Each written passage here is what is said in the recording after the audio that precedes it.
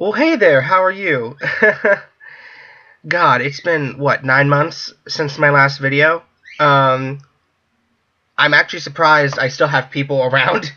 I actually gained a couple people in that time frame. I don't know why.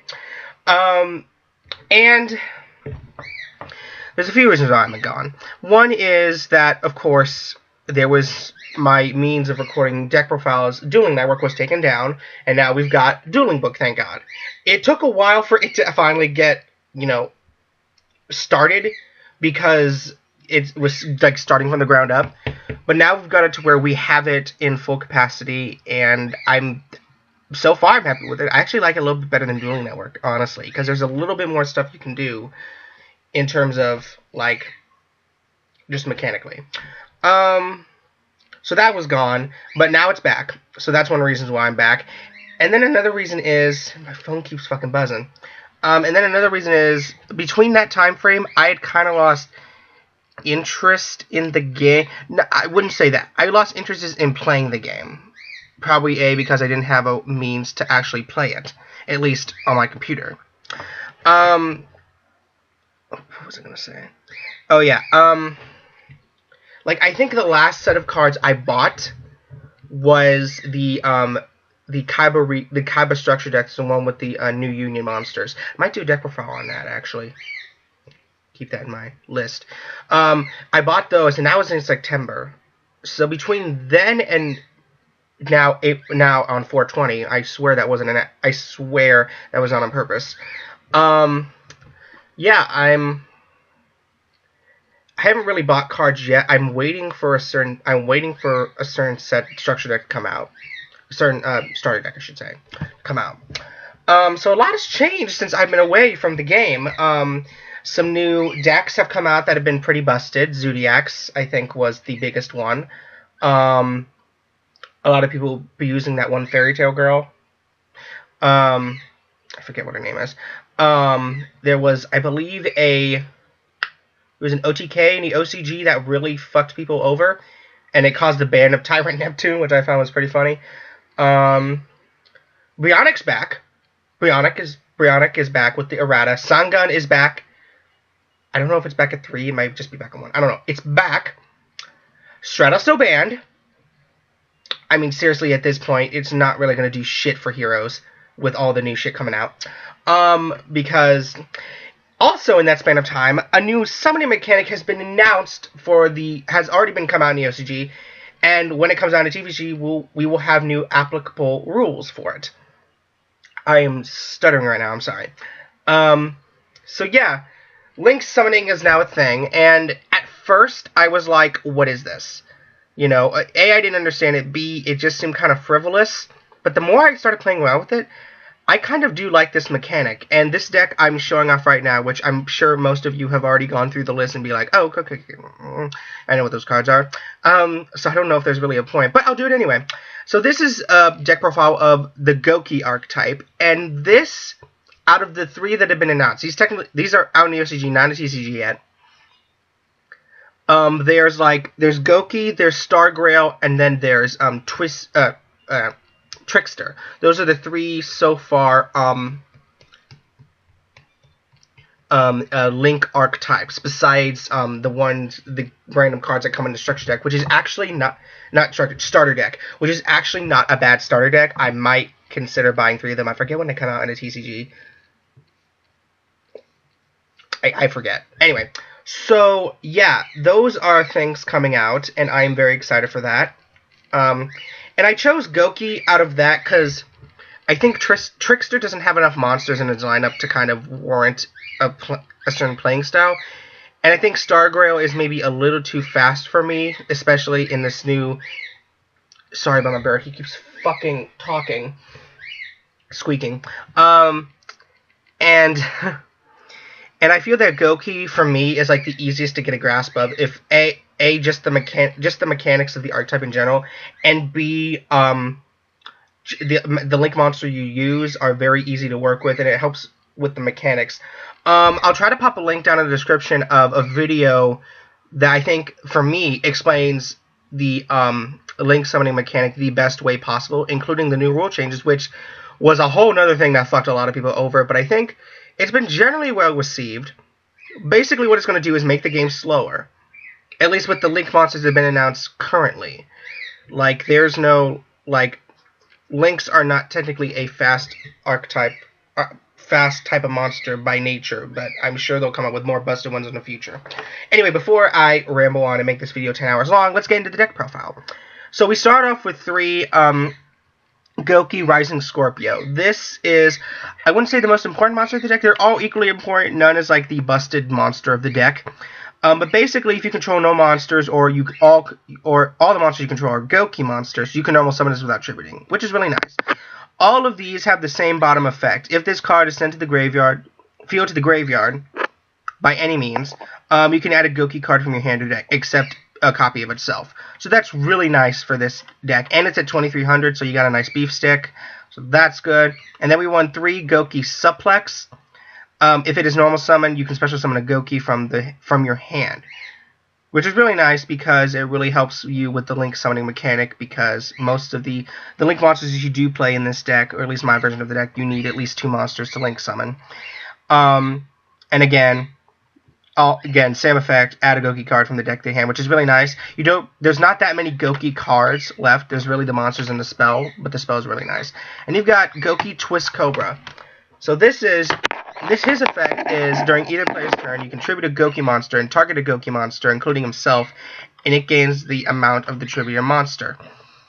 I guess in tight situations would be nice, but But the only reason I'm running 3 of it is because, again, there's not really any much more Gouki support. I'm sure the next set, which is, this is Code of the Duelist, so I'm trying to think what the next set would be called. Whatever it is. But yeah, maybe he might just come down to a 1 of, and again, same effect. Stop mouse. Same effect, add a Gouki card. And then we play 3 Masked Chameleon. This works well with the deck because all of the Gouki monsters, at least the 3 current ones, have 0 defense. So you can use this effect to bring it out.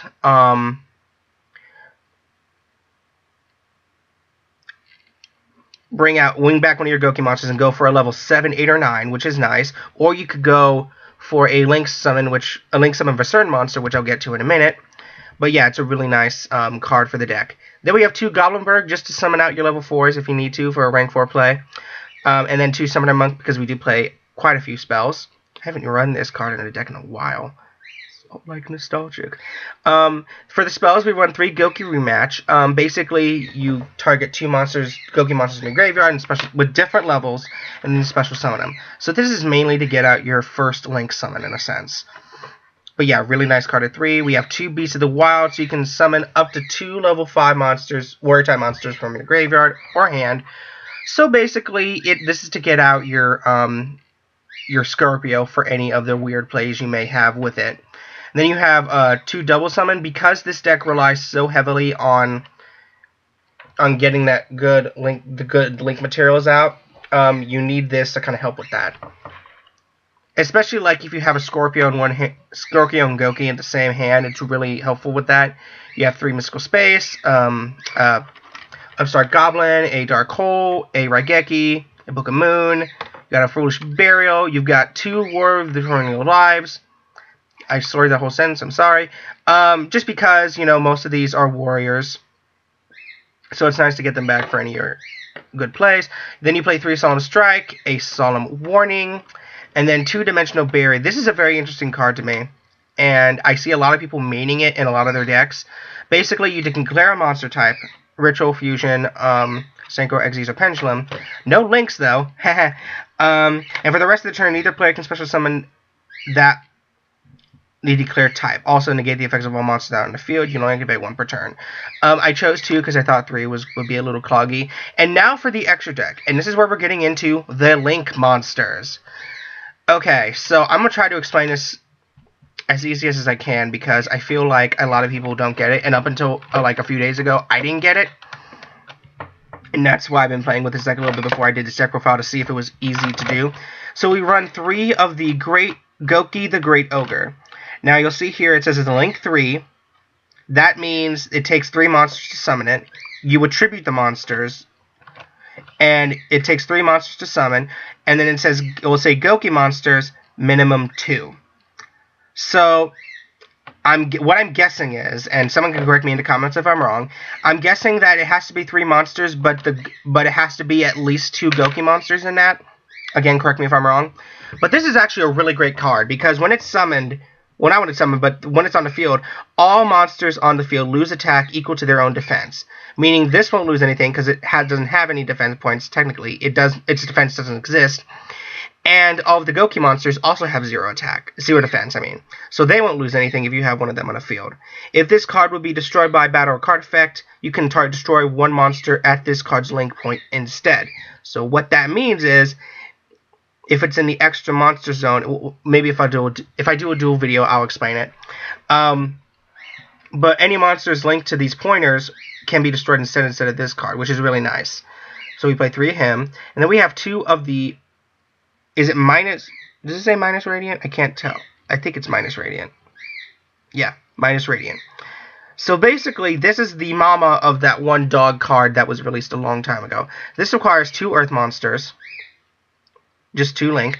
All Earth monsters on the field gain 500 attack and defense. I mean... Yes.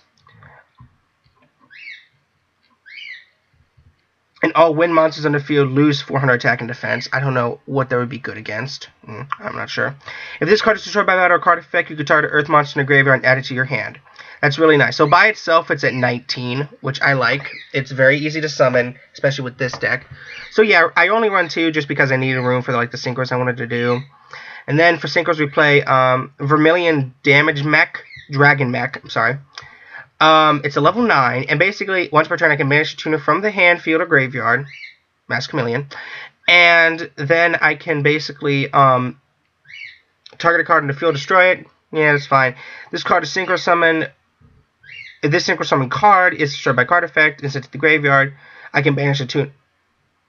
I can, target one of banished tuners added to your hand. So basically, if it's destroyed, you're going to get whatever you sent back. So it's alright. I mean, for Synchro 9 with only 2 materials, that's pretty good.